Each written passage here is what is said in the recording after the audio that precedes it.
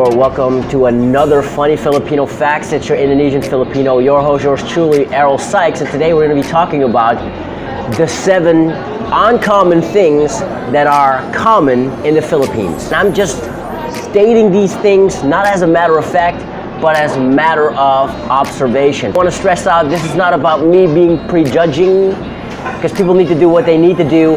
I'm just observing things, sharing this with you. Number 1. Older men versus younger women. You see retired British, Americans, Australians, German, and all parts of the Philippines walking around with a very cute woman.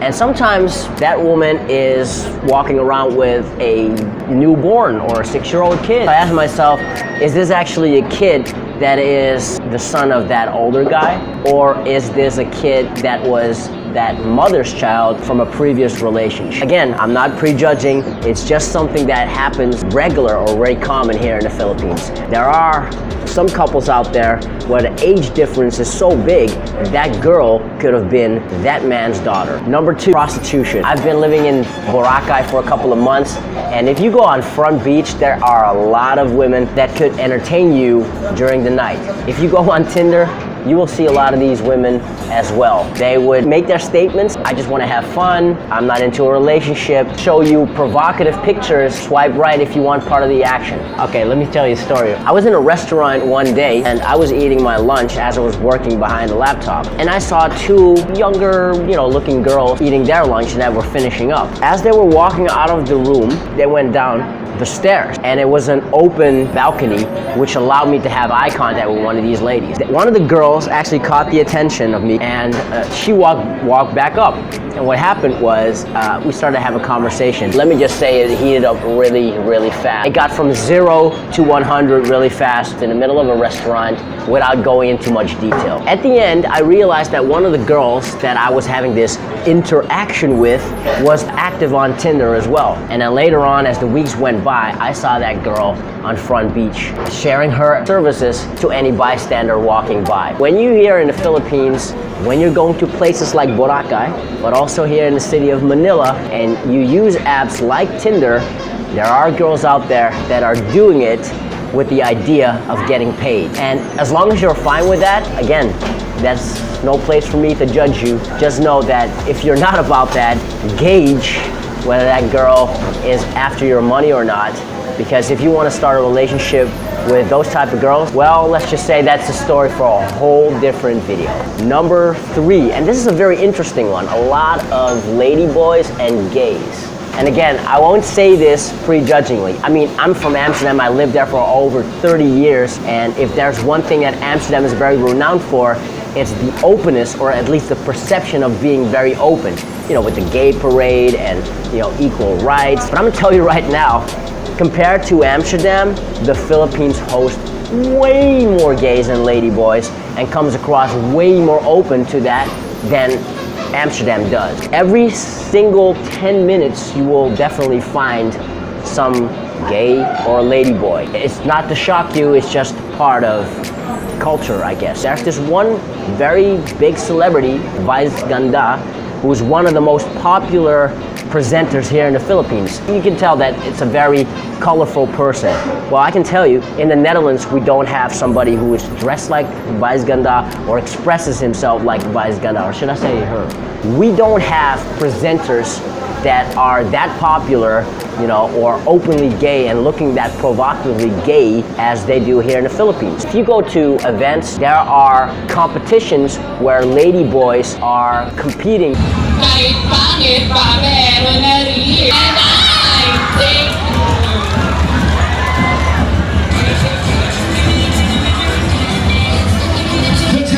Number 4, banks. There are like, I don't know, at least 40 different banks here in the Philippines. So much to choose from, it's crazy.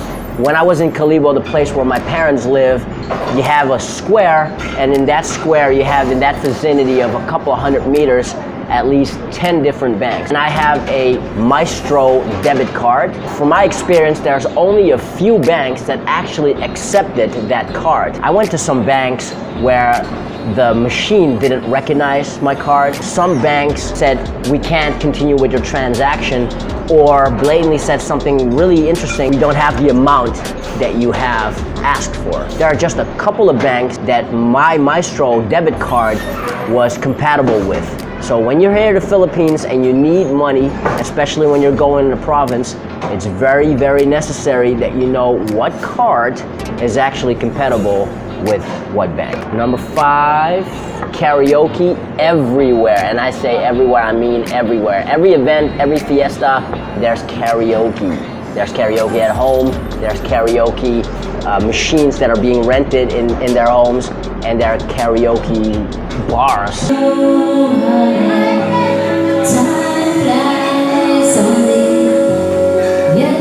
It's been said that Filipinos are renowned singers. Some of them would argue that Filipinos are the best singers in the world, and you know, having karaoke as part of that culture is definitely stimulating towards that claim. If you're not too bored by the music, you can actually have a great time. Young and sweet, only 17. Well, another uncommon thing that is very common in the Philippines is drinking from a plastic bag. Instead of you going to drink from this cup or a bottle of Mountain Dew, bottle of Sprite, bottle of Coca-Cola, they offer you that bottle, but before they offer that to you, they pour it in a plastic bag, put a straw in there, and they'll keep the bottle. I would say it's for economical reasons because they can recycle it. Glass is way more expensive than plastic, but you know, when you go on places like these, you'll see people drinking from a plastic bag as opposed to a glass bottle. Filipinos get their Christmas on early. I mean, some Filipinos go as early as August, when in Europe or the western side of the world, it's still summer. I got off the plane in October, and the first thing that I was greeted by was a Christmas tree. There are stores that openly play Christmas music when it's like in the middle of October. Shit is real. Christmas is very important towards the Filipinos. The months leading up to December 25th are very important. So when you're in the Philippines, you can hear a lot of Mariah Carey's, Michael Bublé's, and renditions of those songs in malls and in other stores. Where it's really even more uncommonly common here in the Philippines, they will keep celebrating Christmas even after New Year. Even in the first week of January, you will still hear a lot of Christmas songs. So there you have it, the 7 uncommon things that are common here in the Philippines. I went over them, glanced over them a lot based on my observations. Again, not prejudging, it's just the things that I've seen here in the Philippines that I found really peculiar.